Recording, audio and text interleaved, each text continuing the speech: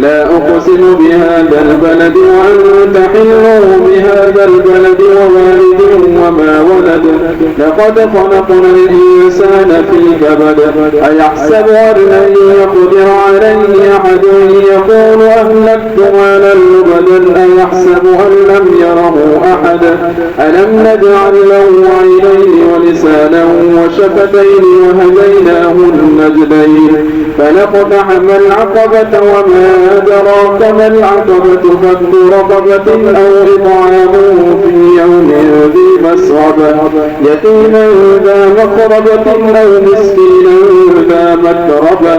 ثم كان من الذين آمنوا وتواصوا بالصبر وتواصوا بالمرحمة أولئك أصحاب الميمنة والذين كفروا بآياتنا هم أصحاب المشأمة عليهم نار مؤصدة.